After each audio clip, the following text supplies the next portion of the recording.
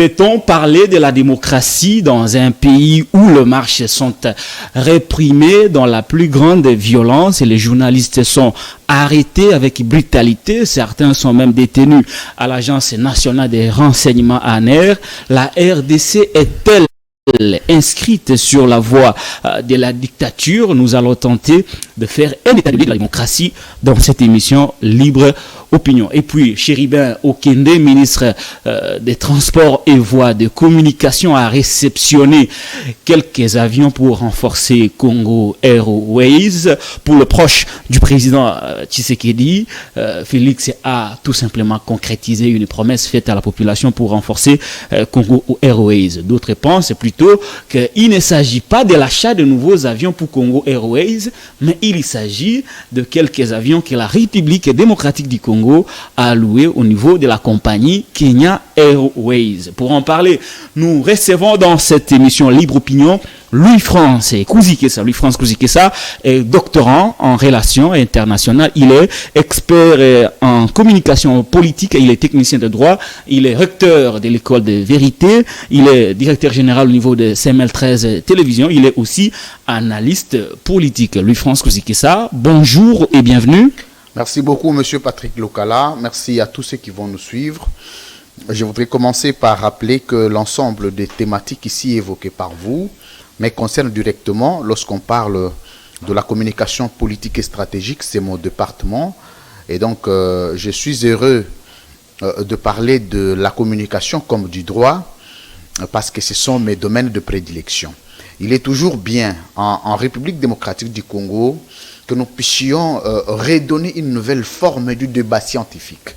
Ceci veut dire que on doit un peu quitter le débat des terre à terre, des insultes, des escarmouches de langage, comme vous aimez bien le dire. Et il faut que nous puissions amener le débat à l'intention de l'unité de la dialectique. C'est-à-dire que nous devons relever. C'est ce qu'on appelle la proportionnalité communicationnelle. C'est-à-dire que nous devons ramener ceux qui sont à la maison à notre niveau, mais nous ne devons pas descendre au niveau de ceux qui sont à la maison, qui n'aiment pas donc. Il y a une catégorie de choses que ceux qui sont à la maison n'aimeront jamais. Nous ne devons pas descendre à ce niveau.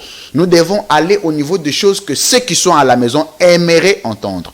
Je suis content que nous puissions discuter de l'ensemble de ces thématiques. Je crois modestement que, avec l'ensemble de recherches que nous menons jour et nuit, nous arriverons à donner le meilleur aux téléspectateurs de Congo Média Libre 13. Très bien, on va donner le meilleur aux téléspectateurs de Congo Média Libre Télévision. Nous allons en parler avec vous, Louis-France, de l'état des lieux de la démocratie en République démocratique du Congo. Ce n'est pas trop prétentieux, mais la démocratie vit quand même à travers certains indicateurs. De manière globale, quel état des lieux faites-vous de la démocratie au pays de Félix Antoine Tshisekedi Tshilombo? Très bien. J'aime bien soumettre ce que nous appelons la terminologie conceptuelle à l'ensemble d'exigences épistémologiques, c'est-à-dire scientifiques, qui nous aident à évaluer par baromètre scientifique l'état des lieux de la démocratie, parce qu'il faut parler de la démocratie, chacun mettra un point de vue en sa manière. Le sujet est tellement vaste que les avis peuvent être diversifiés. Absolument, absolument. Il y a des gens qui vont vous dire que la démocratie ne marche pas. D'autres vont vous dire que la démocratie marche. Ceux qui le disent sur base des tendances politiques. Mais nous, nous le disons sur base de l'évaluation scientifique. C'est là où il y a une nuance. Il faut parler de la démocratie. La démocratie est définie par plusieurs doctrines scientifiques, par plusieurs écoles de droit comme de la politologie. Ce sont plusieurs écoles de la science qui ont démontré sur base de l'existentialité périodique de la démocratie. Ceci veut dire qu'il existe à une période que la démocratie n'existait pas par le monde. La démocratie est née par l'observation des études que les scientifiques ont menées sur la manière de gérer les États. Et ayant considéré, je suis en train de parler ici de la sociologie politique, ayant constaté que le peuple, lui, qui est considéré comme élément constitutif majeur, le socle d'un État, de l'existentialité juridique internationale de l'État, n'est pas prise en compte par les systèmes dictatoriaux, c'est-à-dire que du peuple, on fait ce qu'on veut. Du peuple, on fait ce qu'on voudrait. Il faut maintenant laisser au peuple, celui qui donne le pouvoir, la possibilité de décider sur le sort, je termine, sur le sort. Oui, il fallait placer les socles. Oui, je vous laisse tout simplement dans ces schémas de la réflexion. Je donne quand même une définition assez classique de la démocratie. Je vais arriver à la définition par le peuple et pour le peuple. Non, ça c'est une démocratie, ça c'est une très classique, connue de tout le monde. C'est une définition, je dirais, sociologique. Ok. Et donc, j'étais en train de ici placer les décors, planter les décors sur l'organisation démocratique dans les États du monde. C'est-à-dire qu'on s'est dit que le peuple, lui qui donne le pouvoir, doit avoir aussi le pouvoir de démettre. Quand le peuple vous met, il doit vous démettre. Et quand le peuple, lui qui a le pouvoir de vous mettre, doit se décider sur le sort de l'ensemble d'animateurs d'institutions et des États et des organisations internationales. À travers les élections. À travers les élections, à travers ce que nous appelons le système chez nous, ça existe aussi, ça va me venir en tête. Le peuple peut décider par plusieurs mécanismes. On va arriver sur maintenant la réglementation. Parce qu'ici, il est question de la conception politique. La conception politique voudrait qu'on donne au peuple le pouvoir. Mais l'exercice du pouvoir juridique du peuple doit être réglementé par le droit. C'est comme ça que je vous disais que quand je parle un peu de la communication, l'associant en droit, il y aura un point de vue aussi majeur sur le plan scientifique pour que ceux qui sont à la maison retiennent quelque chose. Voilà. On ne va pas rester dans les théories. Ceci veut dire, vous savez, sans théorie, la science n'existe pas. Parce que la théorie, elle, vient démontrer le pourquoi de l'existentialité sociologique de la chose. Donc si on ne prend pas en compte le théorie, c'est comme ça que j'apprends les choses, les gens disent facilement avec légèreté, Bolingi ba théorie, mais non, c'est vraiment une conception médiévale de la science. Et donc, maintenant, quand est-ce qu'il faut évaluer la démocratie dans un État?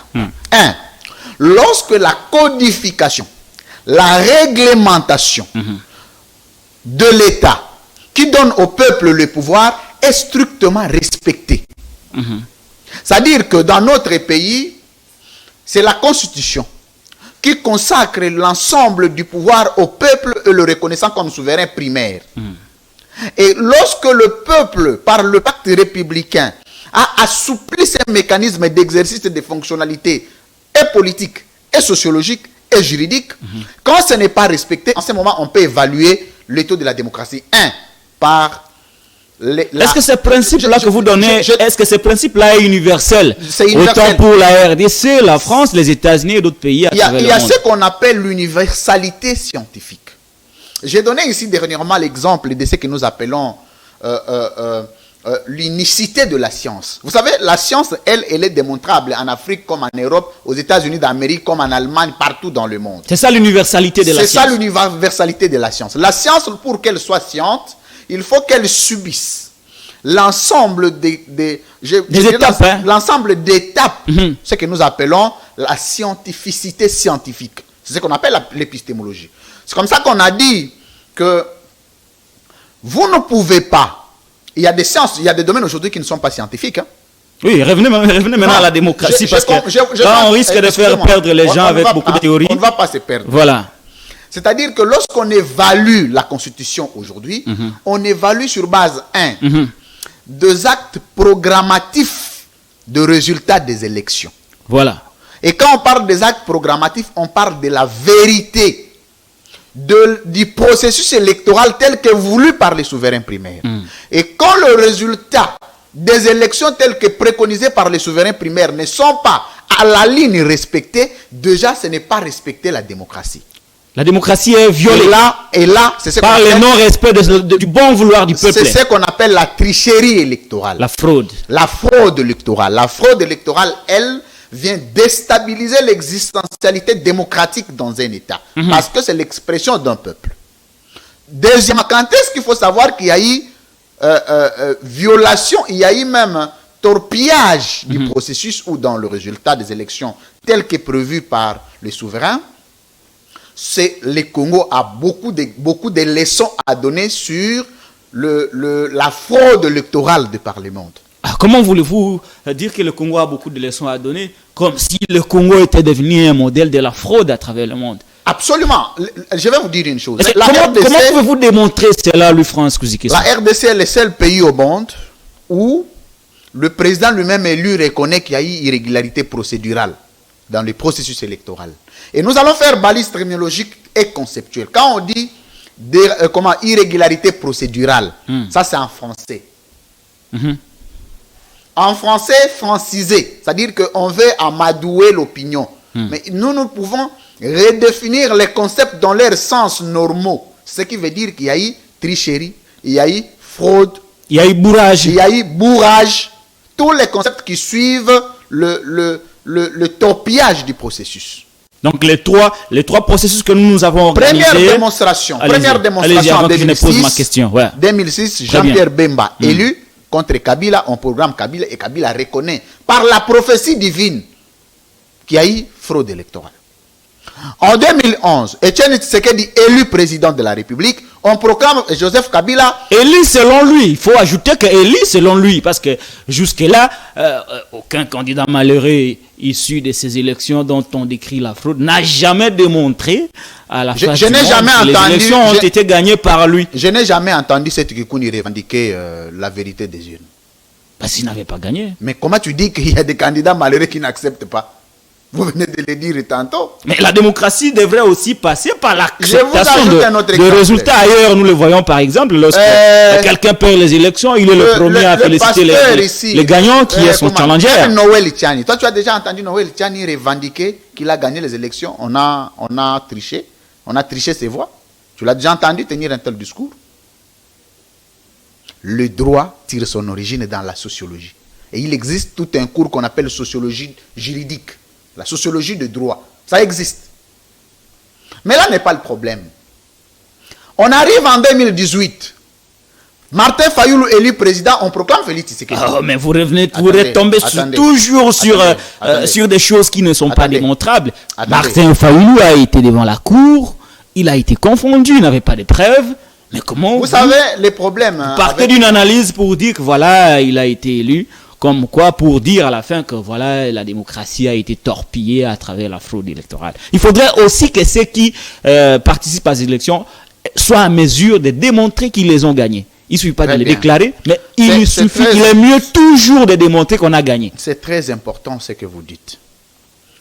Vous savez, quand vous parlez de la science, il faut faire... Vous savez, ce n'est qu'au Congo où les scientifiques sont esclaves des individus, ou qui aiment mettre des points de vue politique sous forme de la science. Non, la science n'a pas de couleur.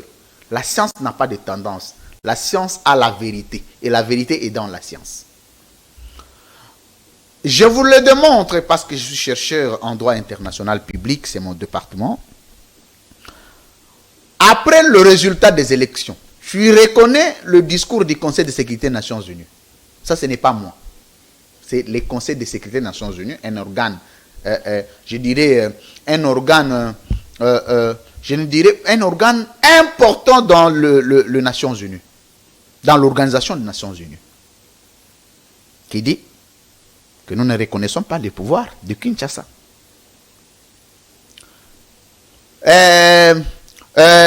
L'Organisation internationale de la francophonie a émis un point de vue. Vous prenez la Banque mondiale, a même suspendu certains financements. Toutes les organisations internationales se sont prononcées pour dire que les élections ont été truquées. Ce n'est pas Louis-France qui le dit. En fait, les gens sont préoccupés par ce que les gens disent sur le coin des avenues. Les gens ne sont pas préoccupés sur ce que disent les organisations internationales, alors que la position du monde aujourd'hui est traduite et matérialisée par les organisations internationales. Je ne vais pas loin. Notre président de la République, notre chef de l'État, Antoine Félix Tshisekedi Tshilombo, j'ai beaucoup de respect pour cet homme, est président de l'Union africaine aujourd'hui. Ok? Mais tu connais la position de l'Union africaine après le résultat des élections de 2018? L'Union africaine, d'abord, avant qu'on procède à la proclamation du résultat, avait demandé la suspension de ces résultats. A dit qu'il y a eu fraude en RDC et l'Union africaine n'est pas prête à cautionner. C'est ça le terme. Voilà, on va avancer. Et tu avais entendu tous les robots communicants venir dire nous ne recevrons pas de leçons de l'Union africaine. Et dès que le président Tshisekedi était président de l'Union africaine, tous ont acclamé l'Union africaine. Il y a des gens qui ont bourré les mentales. Ah mais il faut pas éviter les mots durs, lui France. Le bourrage mental. Il faut éviter des mots durs, lui France. On va passer à un autre aspect. Alors, si on a compris que sur le plan des élections, les principes démocratiques ne sont pas vérifiables. Pour comparer maintenant les systèmes avec le Congo, c'est très important. Je voulais citer. Est-ce qu'en RDC, la démocratie est respectée? Sur le plan des principes liés à l'élection, vous avez démontré que la démocratie n'est pas respectée. On va passer à un autre aspect. Pratique du respect, parce que ça, j'ai donné l'origine de la violation de la démocratie dans un État. Mais il y a aussi les actes qui accompagnent. Parce qu'ici, nous avions parlé de la naissance d'un régime et de l'exercice du pouvoir démocratique par un régime. Ce sont deux notions importantes. Vous pouvez reconquérir le pouvoir, mais vous pouvez l'exercer aussi en violation des prescrits démocratiques. Ah oui, je tiens ici à éclairer à ceux qui nous suivent et que nous sommes en train de tenter de faire un état des lieux sur les avancées démocratiques en République démocratique du Congo. Pour lui, France et Kouzi Kessa, les principes démocratiques ne sont pas vérifiables par rapport à l'organisation des élections. Il a cité le 3 cycles que nous avons connus jusqu'ici. Maintenant, on va prendre un autre aspect, lui, France. On a compris que sur le plan des élections... Non, mais je voulais pas de leçons à donner. Laisser évoquer maintenant le respect, les acquis sur l'exercice du pouvoir démocratique en RDC. C'est une notion très importante. C'est justement ça que nous allons aborder. Je vous laisse le temps de développer et puis je vais vous poser des questions. Donc, j'étais plutôt en train de dire, mais non, il y a des efforts qui sont fournis, que ce soit par les animateurs, que ce soit par les institutions, pour asseoir la démocratie en RDC. Vous voulez parler de l'organisation et de la pratique du pouvoir. De l'exercice. La pratique du pouvoir, c'est un concept encore sociologique. Nous parlons de l'exercice du pouvoir. Mais moi, je dois être clair parce que je suis journaliste. Je suis d'accord. Voilà. Je suis d'accord. Très bien. L'exercice du pouvoir en RDC. D'abord, il y a une ferme volonté pour le président Tshisekedi d'asseoir la démocratie en RDC. Ah là, vous reconnaissez quand même, hein? Non, ça n'arrive pas tous les jours. C'est ça la science, non? Ça n'arrive pas tous les jours de voir un lui France et connaître que Tshisekedi a quand même une bonne volonté de faire les choses. Ça arrive quand même. Moi, vous savez, là, quand vous êtes scientifique, vous ne venez pas pour vous opposer à l'individu. Bon, ça, c'était une parenthèse. Voilà. Il y a une ferme volonté. Quand est-ce qu'on connaît qu'il y a une ferme volonté?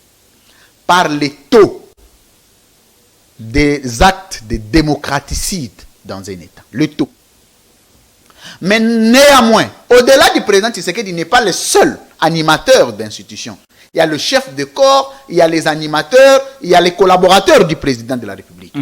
Qui, si nous donnons 1 sur 5 sur les actes de démocratie, sur l'état de la démocratie en RDC, le 92% de l'échec revient d'abord à ceux qui sont censés appliquer la démocratie en leur niveau. 1. Le Parlement. Vous ne pouvez pas parler de la démocratie si vous parlez des violations intentionnelles de la Constitution. 2. Par l'institution président de la République. Nous ne pouvons pas parler de la démocratie si nous comptons autant de fois les violations intentionnelles de la Constitution. Au plus haut sommet. Hein? Au plus haut sommet de l'État. Parce que c'est lui qui en est le garant du bon fonctionnement. Mais absolument. Il a même prêté serment sur la même Constitution, disant qu'il va la respecter. La deuxième chose. Voilà. Je vous prends le cas le plus illustratif parce que peut-être la marche, on va on va arriver. Hein? On va arriver. Est-ce que tu peux croire que celui qui est issu de couches politiques de l'opposition, issu de la marche, Félix Antoine Tshisekedi Tshilombo, président de la République, né de la marche des revendications politiques, réprime le marchand?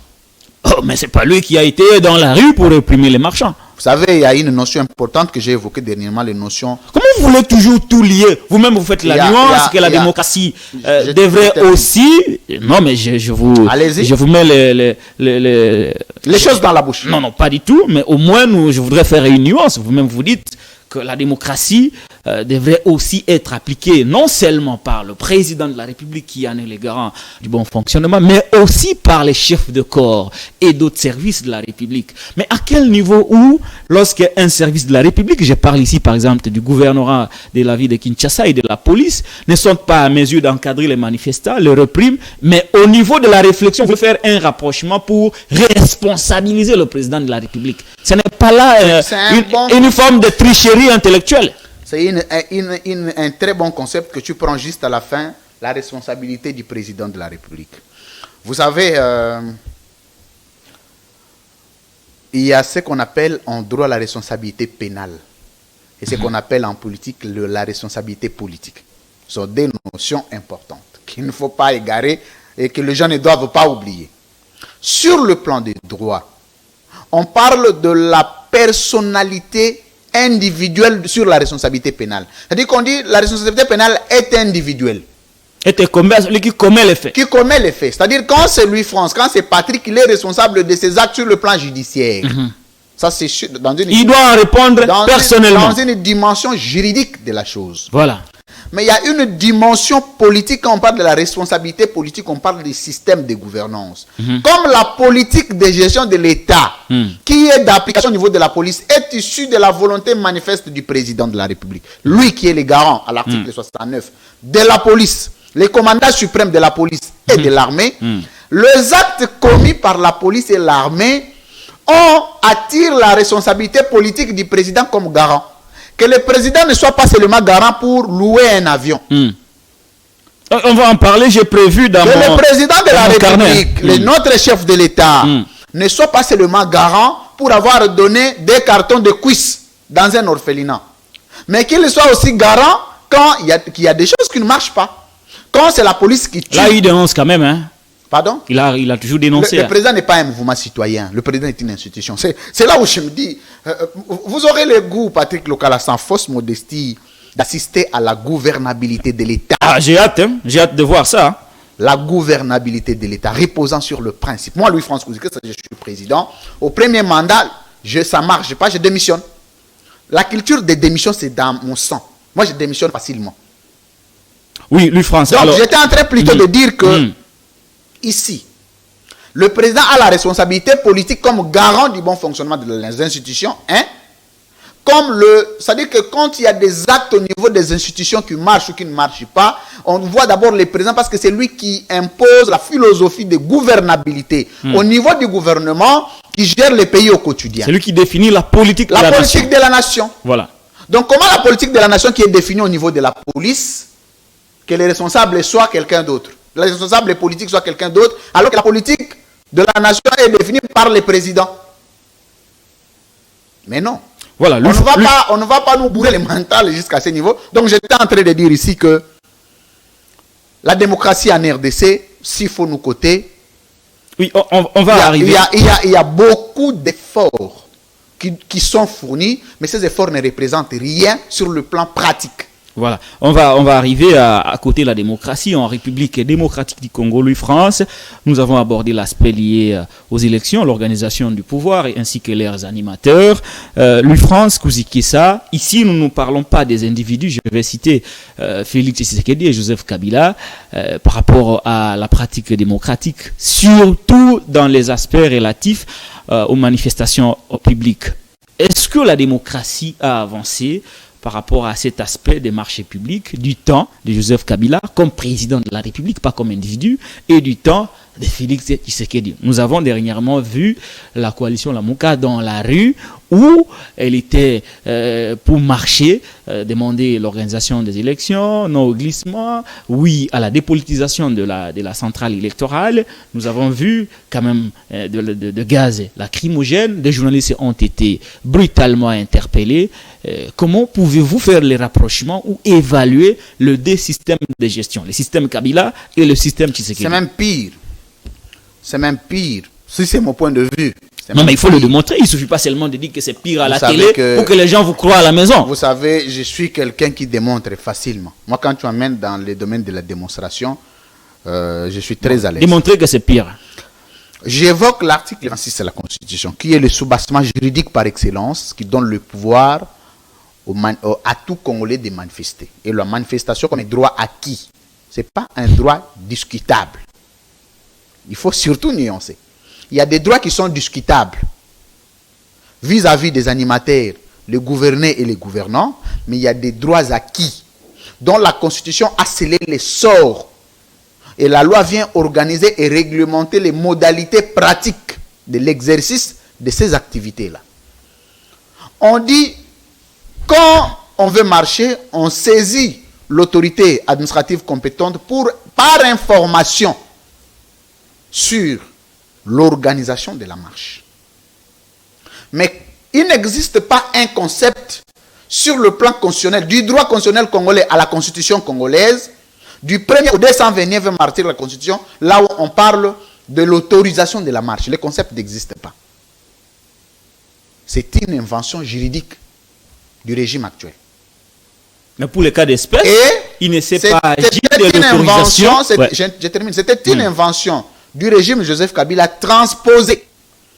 Le gouverneur de la ville a appelé le marchand, les organisateurs pour leur dire « Je ne saurais pas autoriser votre marche ». Non, je termine. Non, mais il faudrait qu'on présente quand même les faits, Louis-France. Allez-y. Le gouverneur a dit il ne sera pas possible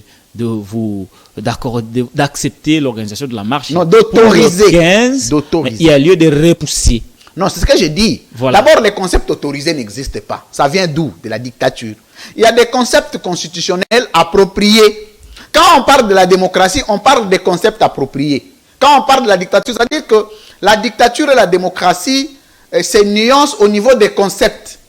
Le mal de Gentilly, c'est d'avoir dit à la Mouka de repousser. Non, non, c'est pas le mal. Le mal, ici, je ne parle pas de Gentilly Ngobila comme individu. Oui, mais nous parlons du gouverneur. Nous ne parlons pas de Gentilly, père de famille. C'est ce que j'ai dit. Voilà. C'est-à-dire quoi? Quand est-ce qu'on doit savoir qu'il y a la démocratie? Quand on fait appliquer les concepts démocratiques appropriés. Et les concepts démocratiques, vous les retrouvez dans la Constitution qui est le pacte. Informer. On parle d'informer. Voilà. Et les concepts qui suivent, c'est prendre acte. Puis accompagner. Et puis accompagner.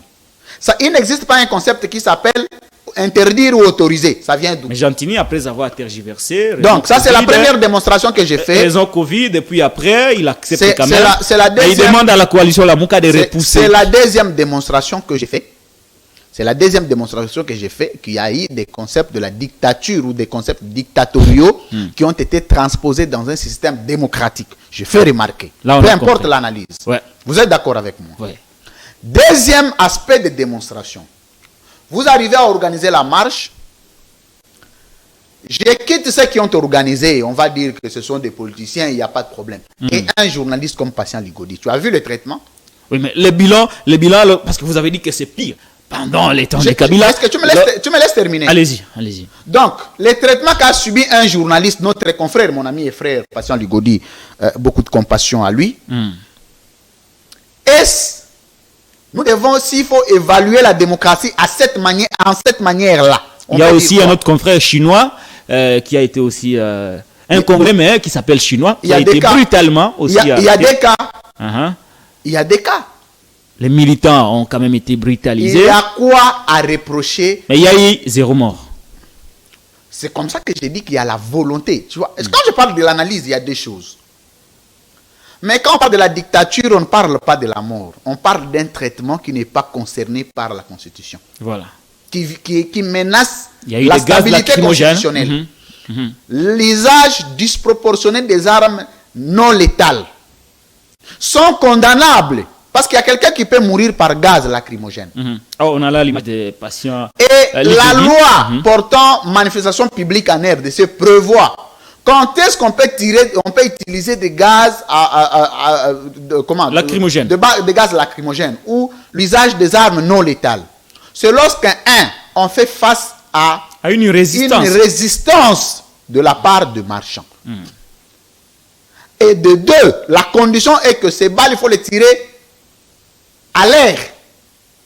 Ce n'est pas sur les individus.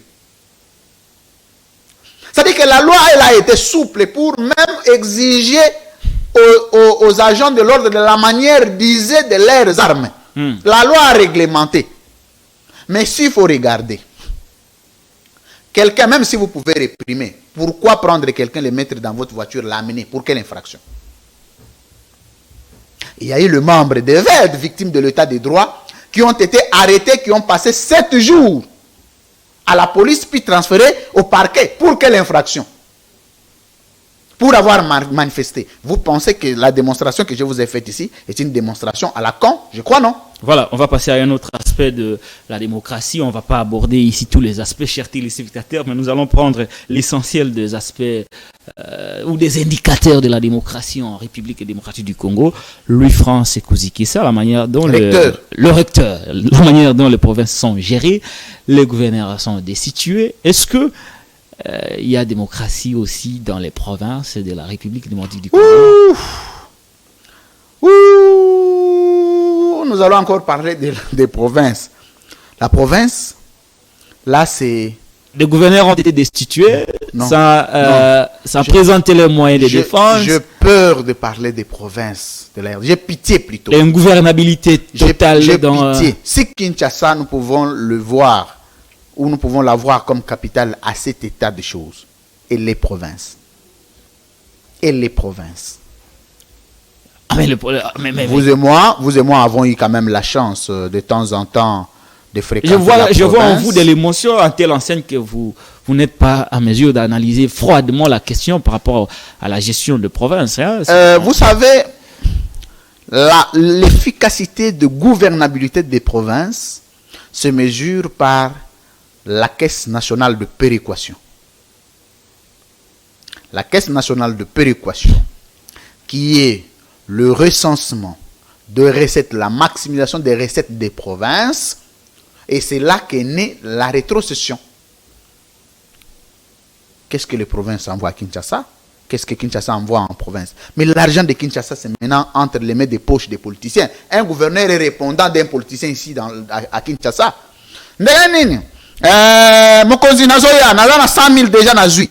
De qui tenez-vous ça? Moi, je suis l'homme du peuple. Et moi, chaque fin de l'année, je suis dans le Bandundu chez moi. Je suis à Païkongila, je suis à Massimanimba, je suis dans les faits fonds du Grand Bandundu. J'ai l'ensemble de la situation, de l'ingouvernabilité des provinces, politique et administrative des provinces de la RDC. J'ai même honte de parler des provinces. Vous savez, hein, monsieur Patrick Lokala, quand vous allez dans certains pays de vieille démocratie, quelqu'un qui vit en province n'a rien à envier capitale. Quelqu'un qui vit en Lyon n'a rien à envier, par exemple, Paris. Quelqu'un qui vit en province de la Belgique comme des États n'a rien à envier les villes qui sont dans la capitale. Ceux qui sont en province n'ont rien à envier la capitale. Au Congo, c'est l'inverse. Mais regardez, pour que quelqu'un vive, se retrouve dans la vie, il doit quitter la province pour venir dans la capitale. Louis-France, est-ce que le problème c'est... Je me dis, si toi-même, Lokala, tu n'étais pas venu ici à Kinshasa, tu étais resté à Katakokombe, qu'est-ce que tu serais devenu? Je tiens à te rappeler qu'ici on ne parle pas de moi, c'est moi qui pose des questions. Louis-France, oui, mais c'est un exemple élégant. Attendez un peu. C'est pour démontrer l'ingouvernabilité. Parce que la province, moi je suis venu de la province, Patrick Lokala, il faut le rappeler. Moi je suis un homme des provinces. J'ai passé toute ma vie en province. Mais si vous regardez, la chance de la vie qu'on donne à quelqu'un qui est en province et la chance de la vie qu'a celui qui est à la capitale, vous dites que la province n'est pas gouvernée. La province, ce sont les poches résiduelles de maximisation des recettes des politiciens. Et ça, c'est grave que je le dise. Est-ce que le problème, c'est la matérialisation de la décentralisation telle que voulue par la Constitution, ou le problème, c'est la mentalité de l'homme politique censé gérer? Non, le problème, c'est le manque de vision claire sur la gestion de l'État. Très bien. Alors, déjà, on ne peut pas être gouverné par un régime qui n'a pas de vision claire. Une vision qui n'existe pas. Pour une législature, il y a 4 visions qu'on nous a présentées. Il y a Tchilegelou comme vision. Il y a 100 jours comme vision. Il y a État de droit comme vision. Il y a quoi encore qu'on vient d'ajouter? Union sacrée comme vision. C'est-à-dire que la vision, Montesquieu a défini la vision comme la manière de gouverner l'État. Et cette manière commence par un projet de société qu'on présente pendant la campagne. Et une fois élu, qu'on soumet au gouvernement on soumet au Parlement via le gouvernement pour adoption. Et cette vision doit avoir le caractère nominatif, doit avoir le budget chiffré, doit avoir le caractère matériel, doit avoir l'ensemble de l'éléments qui l'accompagnent à l'existentialité et politique et juridique et administrative. Mais vous regardez une chose, vous êtes élu, vous êtes à la tête du pays, mais vous n'avez jamais dit au peuple, vous allez gérer le pays comment? Parce que c'est au sein de la vision qu'on sait que les provinces seront gérées de telle manière telle province sera gérée de telle manière. C'est au sein de la vision. Quand la vision n'est pas là, la vision est comme la boussole. Et quand la boussole a un problème, l'avion a du mal à atteindre son objectif simplement parce qu'il n'y a pas de guide. Donc, ce que nous nous demandons, si demain il y aura d'autres présidents qui viendront avant Louis-France, Maître Pascal Niembo peut être président de la République, la première chose que nous ferons, c'est de travailler sur la vision de gouvernabilité. Et cette vision de gouvernabilité donnera au peuple la lumière de ce que nous sommes censés faire. Regarde les improvisations. Vous vous réveillez le matin, on dit on a lancé les travaux de terre jaune. C'est inscrit où? Avec un budget de combien? Vous vous réveillez le matin, on vous dit non. 100 jours. On vient de lancer 100 jours, tels travaux de saut des moutons, mais ce n'est pas inscrit dans le programme de gouvernance du président de la République. Je suis désolé, monsieur, mais je ne sais pas ces pays. Mais non. Voilà, alors on va aborder le tout dernier aspect de la démocratie. La démocratie passe aussi par la justice. Louis-France Koziki, ça, la justice est telle que nous l'avons, les acharnements, la police politique, Maître Pascal Niembo, vous l'avez cité tout à l'heure, lui-même est victime des acharnements, des règlements de comptes, on l'a forcé à vivre un peu en clandestinité. Est-ce que cet aspect de la justice, dont le président lui-même a dénoncé ce qu'il y a dans la justice, est-ce que il y a lieu aujourd'hui de parler justice dans cet État où on vante l'État de droit et la démocratie? Le président de la République n'est pas un mouvement citoyen pour se substituer aux dénonciations. Le président ne dénonce pas. Le président a les leviers de pouvoir. Dans le levier de pouvoir, vous avez le pouvoir juridique. Vous avez le pouvoir administratif. Le pouvoir juridique du président, c'est au nom de la coopération interinstitutionnelle. Le président peut accompagner le Parlement pour la matérialisation de certaines lois. Le pouvoir juridique. Le pouvoir administratif, le président a la signature, ce qu'on appelle l'acte administratif de haute portée juridique, qu'on appelle ordonnance. Le président peut mettre, peut démettre. Et le président a le pouvoir politique, parce qu'au sein de la majorité, le président a le membre. Au sein de toutes les institutions, le président a ses collaborateurs. Il travaille sous la vision de gouvernance. Et surtout quand cette vision n'est pas claire, vous voulez que les gens travaillent sous votre vision. Quelle est cette vision? Mais regarde les regrets. L'état de la justice et les acharnements. La justice dans notre pays. Maître Pascal aussi, victime aussi de cette justice. Maître Pascal l'a été plusieurs fois. Nous avions démontré, nous avions déploré. Les gens ne nous ont pas crié.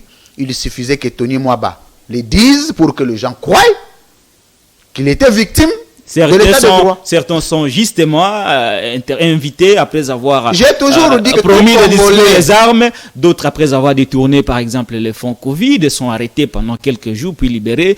Ceux qui ne font rien, ceux qui n'ont rien fait, qui n'ont rien à se reprocher comme Pascal Niembo sont sous le coup de la justice. Finalement, est-ce qu'on peut parler de la justice dans ce pays? Quand les gens disent que la justice élève une nation, moi je n'ai jamais été d'accord. Par contre, la justice crée une nation. Ah, vous apportez une nouvelle nuance aujourd'hui. Une nouvelle nuance scientifique. Pour que la nation existe, il faut le droit. Mais vous ne pouvez pas parler d'élever une nation si préalablement la nation n'est pas créée. Voilà pourquoi parmi nos projets, une fois accédé au pouvoir, nous parlerons d'abord de la refondation et de la redéfinition de l'État congolais. Double R. Double R. Double R. Ça veut dire quoi, double R? C'est-à-dire, c'est notre programme de gouvernance. La refondation et la redéfinition de l'État congolais. Il faut commencer là. Ce n'est pas bonnet blanc, blanc bonnet? Non, ce n'est pas blanc bonnet. C'est-à-dire que la redéfinition, c'est quoi? Il faut créer un autre qualificatif juridique de l'État congolais. La refondation, il faut recréer l'État dans son existentialité sociologique. Ok? Il faut l'ensemble de baromètres et de droits qui accompagnent l'existentialité efficace de l'État, notamment la justice. Mais les regrets, quoi. Est-ce que toi, tu as déjà entendu, on vous a dit ici que... Je vous ai dit sur ce plateau, j'ai dit... Etienne Longondo ne fera pas longtemps en prison, il sortira. Ah, il a sablé du champagne chez lui, après avoir... Je vous l'avais dit ici. Laissé triomphalement je n'ai pas vu... le local 8, je n'ai pas de la prison centrale de Makala. M'appeler pour me dire, Louis-France, félicitations, parce que j'ai vu quelques internautes juste qui m'ont écrit en privé, je crois 5, 6, mais pas plus, j'ai pas l'engouement. Je savais que Etienne Longondo ne fera pas longtemps. Parce qu'il y a eu des gens qui ont commis des actes graves, des flagrances dans ces pays, qui ont fait quelques heures devant les conseils des familles, mais qui sont ressortis. Il y a des gens qui vont. Mais il y a des innocents, par exemple. Il y a des gens qui vont en justice pour répondre de leurs actes, mais il y a des gens qui vont en conseil des familles pour flouer l'opinion. Et les innocents qui sont poursuivis. Et il y a les innocents juste parce que tel n'aime pas la tête de Nyembo. Il faut justifier l'état de droit. Parce que tel n'aime pas la tête de Nyembo. Parce que l'état de droit est comme une démonstration matérielle. C'est comme ce que nous appelons... vous savez, quand quelqu'un vient d'apprendre la médecine, hein, il faut lui amener un animal pour abattre et opérer, voir est-ce que l'animal va... C'est comme ça. L'état de droit a une dimension... Vous voulez dire, Maître Pascal Nyembo est quand même le cobaye de l'état de droit et de la justice. Mais c'est clair, parce que Maître Pascal a été arrêté pour la première fois pour des infractions commises par son précédent. Il a été libéré. Et il a été libéré. Pourquoi d'abord avoir été arrêté? Pourquoi? Pourquoi avoir été arrêté? Maintenant, on veut l'arrêter de nouveau. Est-ce que vous voulez qu'on croie de ça? Si la première fois on s'était trompé, si la première fois on s'était trompé, la deuxième fois on peut croire. Je crois que la relance et la refondation, la redéfinition de l'État congolais, double R, sont des urgences pour l'État congolais. Et donc, parce que vous savez, tous les actes que nous posons sur le plan judiciaire, sur le plan politique, nous sommes cotés au niveau international parce que nous sommes ratificataires de base juridique internationale. Voilà. Et il ne faut pas vous étonner que demain, qu'on commence à nous rappeler des choses qui vont même nous réduire en un sous-État. C'est malheureux. Louis-France Kouzi-Kessa, avec vous, nous allons conclure ce premier sujet de l'émission. Il faut que le président de la République fasse un effort parce qu'il y a des choses que les gens commettent que parfois le président n'est pas au courant aussi. Il y a les excès des ailes, il y a trafic d'influence, il y a orgueil. Il y a des gens aujourd'hui, parce qu'il a 4 et 5 policiers, il doit dégonfler le pneu des autres, les sans-voix, le pauvre. Ils doivent être ballottés, ils doivent être maltraités parce qu'ils ont le pouvoir. Cet excès de pouvoir, vous savez, le pouvoir a toujours une fin.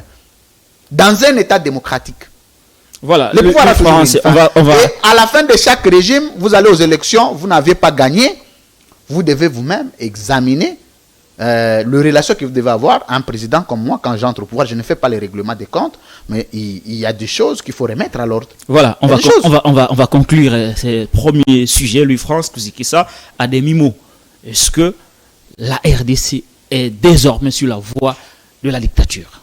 À demi-mot. La RDC n'est pas sur la voie. La RDC est dans la dictature démocratisée. Oh, mais là, vous inventez encore un néologisme. Non, mais c'est ça, moi. Vous savez, tout le temps que nous passons, c'est nous sommes des chercheurs. Pendant que les gens passent le temps à insulter les gens sur Facebook, nous passons le temps à lire. Voilà. Qu'est-ce qu'on appelle une dictature démocratisée? C'est lorsque on veut régler les comptes à quelqu'un, mais on se sert de la justice. Ce n'est pas de la magie. Très bien. Alors, je l'ai dit à demi-mot, Louis-France Kouzi-Kessa, le recteur de l'école de vérité, il est chercheur en droit, il est doctorant en relations internationales, il est département de la politique internationale, expert en communication, recteur de l'école de vérité, Louis-France Kouzi-Kessa, Chéribé Okende, je crois que vous le connaissez, ministre des Transports et Voies de Communication, a réceptionné quelques avions que la RDC a acheté selon le proche du président de la République, mais la toile s'est emballée. D'autres pensent que ce ne sont pas des avions achetés, mais la RDC a tout simplement loué quelques avions de Kenya Airways. Vous, personnellement, qu'est-ce que vous pensez? Est-ce que la RDC a loué les avions ou la RDC a tout simplement acheté? Où est la vérité dans cette histoire? Parce qu'on ne comprend rien sur la toile. Chéribé Okende, c'est d'abord un grand frère que je connais il y a longtemps, avec qui je suis en très bonne relation. On est parti de très longtemps avec Chéribé Okende. Il va m'excuser parce que je vais choquer. Non mais ici nous analysons les choses pour régler la République. Je vais choquer. Vous n'avez qu'à garder vos relations entre vous. Non, ici nous aidons le pays à comprendre les choses. Je voulais signifier ça. Voilà. Donc j'étais en train de signifier. Parce qu'il y a des gens qui ne comprendront jamais ça. C'est que moi, Louis-France Kouzi-Kessa, s'il faut dire la vérité, je ne tiens pas compte de relation que j'ai avec eux. Ok, très bien. Moi, j'aime ça. suis- J'aime des gens qui ont je un suis- penchant pour la vérité. Non, mais vous me connaissez, Patrick Lokala. Voilà. Vous connaissez ce que c'est Louis-France Kouzike. Ça, vous connaissez ce que je suis Très bien. capable. Revenez maintenant à la question Et parce ce que qu'on n'a je ne pas, il nous reste très peu de temps. On prend plus de 350 députés et ministres. Plus de 350. Sans compter la presse. Sans compter avec toute la presse Et les robots communicants. Comme et vous aimez. l'ensemble de robots communicants pour alimenter les réseaux sociaux. On les amène à l'aéroport pour réceptionner un avion de location. À la RDC a acheté. Mais moi, je ne pouvais pas imaginer que ces pays pouvaient être aussi ridicules, tomber si bas que la bassesse elle-même. Vous avez déjà vu ça où, même en Afrique, ici, où nous déplorons tous les actes, vous avez déjà vu ça où? D'abord, avion au défi. Parlons ça. C'est quoi le mal d'aller quand même réceptionner un avion, même si on a loué ça? Où est le mal? Mais c'est Où est le ridicule. mal? Tu ne vois pas que c'est ridicule? Au lieu que ces ministres-là restent au bureau en train de travailler pour l'État, Les députés. et les ministres, ils sont là. Et les députés et les ministres, ils sont nombreux. Les députés sont allés faire quoi? Ils veulent voter une loi sur les avions là-bas? Alors, en location. Non, d'abord, je dis, hein, les députés, quel est leur rôle là-bas? Les ministres pouvaient aller avec son second, avec une délégation de 3-4 personnes. Accompagné quand même des responsables des Congo. On veut nous faire croire quoi? On veut imposer aux gens un bilan positif qui n'existe pas. On veut imposer... Louis-France, sur base de quoi vous dites que la RDC n'a pas acheté les avions? La RDC n'a fait que louer.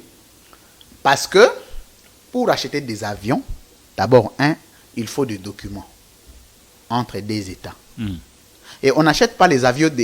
J'ai vu un certain... Il n'y a pas une usine de fabrication Non, des avions d'abord, au niveau de la République kenyane. L'illettrisme juridique. L'illettrisme juridique. C'est ce que j'appelle moi l'illettrisme juridique et l'analphabétisme constitutionnel. Ça sera le dernier mot. La République kenyane ne vend pas les avions. En Éthiopie, on n'achète pas des avions. Ce n'est pas un État qui vend les avions. Ce sont des entreprises. Mais quand quelqu'un te dit, nous étions allés au Kenya pour acheter l'avion. Les avions, on a Non, dit d'abord, les avions, c'est comme si Kenya vend les avions. Kenya vend les avions depuis quand? Parce que lui-même, Kenya, comme État, il achète des avions ailleurs. à travers sa compagnie Kenya Airways. Alors, les avions qui les ont vendus, ils ont eu ça où? Regarde comment on veut embrouiller les gens pour rien. Et il y a des gens qui croient à la maison qui disent, mon consambo a son avion, et ça avion à Defa. Vous avez vu le document? Ah, avion à Kodefa. Ça dit que Bazou, il y a un communiqué de la compagnie qui circule sur les réseaux sociaux comme quoi on n'a pas vendu, mais on a fait louer à... Kenya Airlines, quelque chose comme on ça. a fait C'est-à-dire, louer on a à dit Congo quoi? Airways et des avions. Ces États-là sont très présents, ne sont pas comme la RDC, ne sont pas des sentimentalistes ou des sentimentaux. Ces États-là, quand ils posent les actes, ils tiennent compte de leur honneur. Ils voulaient prévenir. Ce sont eux qui ont même publié ces documents-là. Dans leur site, ils se disent, monsieur, c'était des avions loués, des avions en location. Et Kenya a une très grande compagnie. Parmi ces départements, il y a des départements de location des avions. Il y a des avions qui circulent, qui font le transit, tout ça, pour les comptes de leur... parce qu'il y a beaucoup de départements. Il y a des... C'est comme... comment je vais appeler nos bus ici, comment ça s'appelle? Transco. Quand une école prend un bus pour déposer les enfants à l'école, vous vous dites l'école a acheté un bus. L'exemple quand même est trop éloquent. Donc la RDC en réalité a fait comme ces écoles qui louent les bus Transco. Mais au lieu de dire qu'on a loué, on a prétendument annoncé que c'était un achat. Pour une durée. Mais est-ce que la RDC n'a pas le moyen d'acheter des avions? La RDC d'abord n'a pas un aéroport international. C'est comme j'ai entendu dans la déclaration. On a Njili, on a Luano quand même. Est-ce que Njili atterrit à Paris? Bon, on va finir. Non, mais attendez, il faut qu'on soit. Vous savez qu'est-ce qu'on appelle aéroport international? C'est que vous avez la capacité d'atterrir au moins par 50-60% des États du monde. D'abord, Congo Airways, à part Congo interne, si ça va encore où? Je n'ai jamais appris que Congo Airways est allé à Paris. Je n'ai jamais entendu. Voilà, on est donc, arrivé à la fin. Les regrets, ça va chauffer d'ici Paris, ça va chauffer ici parce que ce sont des vieux avions. Mais regarde les problèmes, M. Patrick Lokala. On a fini, on a fini. Ayez Ça sera le dernier mot, en conclusion. Vous savez, moi, ouais. mon père m'a toujours dit que la force d'un homme, c'est de savoir dire que ça, ce n'est pas pour moi, ça, c'est pour moi. Et le jour où tu dis à quelqu'un que c'est pour moi alors que ce n'est pas pour toi, c'est ce jour-là que tu arrêtes d'être un homme. C'est ridicule. Pour un État, pour un seul avion, qu'on déplace des bataillons et des bataillons, des animateurs d'institutions, pour un avion loué, ou à louer si vous voulez. Mais regarde l'autre regret, ça sera quoi? Le jour où on va retourner cet avion. C'est ce jour-là, tu verras les ridicules de la RDC de par le monde. Donc il y a des ridicules que nous allons acheter nous-mêmes. Vous allez vous donner l'argent pour acheter les ridicules. Non, mais c'est honteux. Merci. Alors, la RDC, vous avez posé la dernière question. La RDC a le moyen d'acheter les. Ça sera le dernier mot de l'émission. La RDC est capable d'acheter 1000 avions, 2000 avions, 3000 avions. Ça sera sous votre république? Absolument, ça c'est sûr. Ça c'est sûr. Mais regarde, à l'époque du Marshal Mobutu, l'agence zaïroise Air Zaïre était parmi les deux meilleures compagnies aériennes du monde. Parmi les deux. Parce qu'il y avait des avions qui quittaient ici pour les États-Unis, pour la Belgique, pour ceci, pour machin. Et ces avions-là, Air Zaïre, Mobutu les a achetés avec l'argent qui est venu d'où? Contribuables congolais. Alors, on est arrivé à la fin. Le Congo à la France, je termine le mot de la fin. Nous avons juste besoin d'un leadership solide. Le jour où le Congo sera doté d'un leadership politique solide, il y a des choses que vous n'apprendrez plus jamais. Louis France, merci d'avoir répondu. Merci Patrick Local. Je rappelle que Louis France est le recteur de l'école de vérité. Il est communicateur. Il est expert école de communicateurs. Il est expert en communication. Il est technicien de droit. Il est doctorant aux relations internationales. Il est directeur général à CML 13 Télévision. Il est aussi analyste politique. C'est avec lui que nous avons abordé ces questions qui agitent l'actualité au niveau national. Je vous fixe rendez-vous pour un tout nouveau numéro demain. D'ici là, portez-vous bien et restez surtout branchés au programme de CML 13 Télévision. Au revoir.